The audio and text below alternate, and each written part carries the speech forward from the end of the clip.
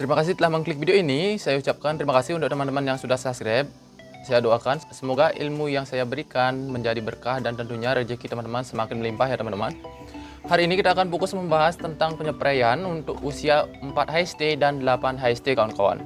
Kenapa kita berani memberikan spray pada umur 4 HST? Ini dikarenakan kami dapat menjamin tanaman kami tumbuh dengan optimal. Ini dikarenakan pada saat penanaman di awal kemarin kita sudah memberikan pelindung untuk tanaman kita. Kita di sini menggunakan daun kelapa yang digulung kawan-kawan agar tanaman cabai, bibit cabai yang kita tanam tidak stres karena hempasan panas dari mulsa kawan-kawan.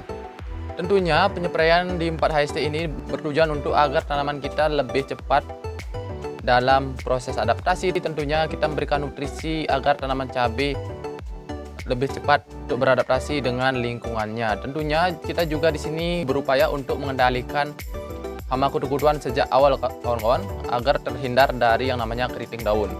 Seperti yang kita ketahui, keriting daun dapat menghambat pertumbuhan tanaman cabai itu sekitar berminggu-minggu kawan-kawan. Jika tidak ditangani dengan tepat, nanti kita bisa mundur panennya kawan-kawan, sampai 2 mingguan kita mundur panennya. Maka dari itu kita perlu mengendalikan hama dan penyakit itu sejak dini. Untuk yang pertama di sini kita menggunakan untuk nutrisinya di sini kita pakai asam amino.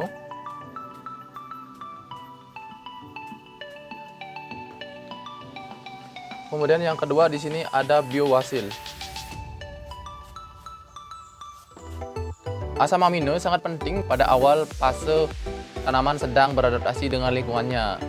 Di sini kita kombinasikan dengan biowasil. Ini merupakan salah satu insek organik kawan-kawan. Tentunya kawan-kawan pasti pernah melihat di sponsor atau di YouTube, pasti pernah melihat tentang produk ini. Untuk fungisidanya belum kita berikan kawan-kawan.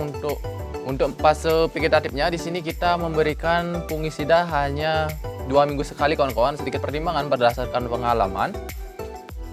Tanaman yang rentan terserang fungi-fungian atau jenis jamur jahat itu, menurut pengalaman kami di sini, itu cenderung pada saat masa generatifnya kawan-kawan antara umur 45 ke atas. Jadi kami sebagai upaya, selain itu juga kami berusaha untuk menekan pengeluaran modal. Tentunya khusus di fungisida, kami hanya memberikan fungisida itu dengan interval 2 minggu sekali kawan-kawan. Oke, masuki ke 8 HST kami kembali melakukan penyepraian. Di sini hanya saja elemennya agak berbeda kawan-kawan, tapi tujuannya sama, untuk menjaga tanaman agar terhindar dari yang namanya keriting. Tentunya kita memberikan nutrisi juga kawan-kawan agar tanaman lebih cepat perkembangannya di fase vegetatif ini. 8 HST. Di sini kita menggunakan Morden.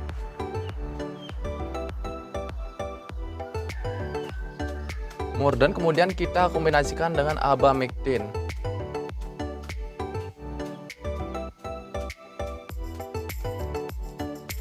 Oke teman-teman, sedikit dirubah dari jadwal yang harusnya ini. Di sini seharusnya memakai Digro kawan-kawan, pupuk organik cair.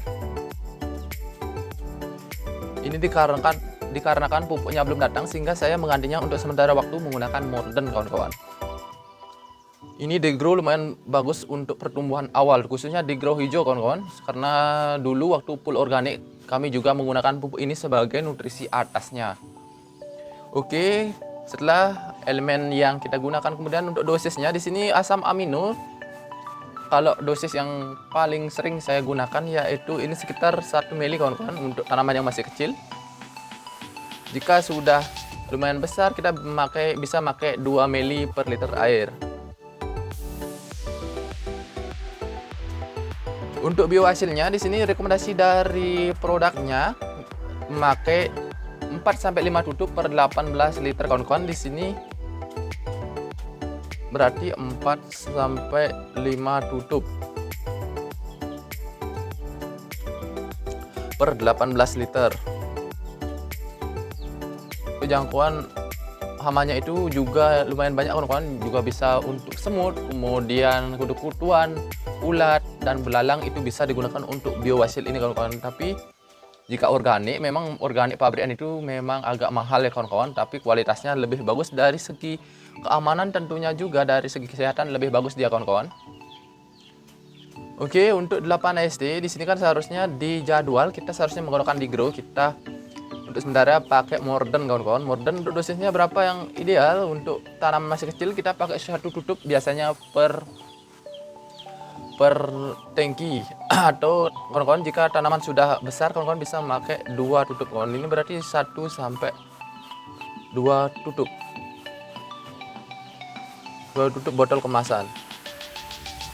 Untuk abamectinnya di sini kita menyesuaikan kawan-kawan. Biasanya ini rentang dosisnya sekitar 0,2 sampai 1 mili. Terasa untuk tanaman yang masih kecil itu dosis 1 mili terlalu besar kawan-kawan, sehingga kami di sini merekomendasikan pakai 0,5 mili per liter air. Oke kawan-kawan, di sini kami belum menggunakan yang namanya fungisida untuk spray. Ini dikarenakan berdasarkan pengalaman tentunya fungi itu lebih cenderung atau tanaman lebih cenderung rentan terserang fungi-fungian atau jamur jahat itu setelah fase generatif kawan-kawan, sehingga kami untuk menekan biaya kami hanya melakukan 2 minggu sekali di masa vegetatif ini. Oke kawan-kawan, di sini jadwal penyepraiannya sudah lengkap kawan-kawan. Untuk metode Dewata Tani TP dari umur 4 AST sampai umur 200 AST-an kawan-kawan. Itu pun jadwalnya jarang ada yang sama obat-obatannya kawan-kawan. Kami rolling semua. Tentunya ini sudah saya pernah aplikasikan di penanaman sebelumnya, yaitu metode ini sudah teruji dalam hal antagonis antar elemennya seperti pupuk dan insektisidanya. Semisal dari unsur mikro itu tidak cocok dicampur dengan yang berbahan EC atau SC kawan-kawan, terutama insek yang sejenis minyak ataupun yang pekatan itu tidak cocok untuk dicampur dengan unsur mikro seperti pitaron dan lain sebagainya kawan-kawan. Karena jika dicampur itu kan menghasilkan berupa endapan kawan-kawan. Jika kawan-kawan masih ingin mencampurnya, silakan campur di ember terpisah terlebih dahulu dan pastikan sudah merata atau homogen di masing-masing ember itu, baru kita campur jadikan satu. Nanti agar tidak seperti pengalaman kemarin atau yang pernah saya alami, itu kita campur dengan bahan aktif atau jenis insek yang berupa pekatan atau minyak itu, daun cabenya menjadi gosong kawan-kawan karena pencampurannya kurang baik jika dilakukan bersamaan, sehingga daun tanaman cabai kami dulu itu banyak yang gosong kawan-kawan, seperti terbakar.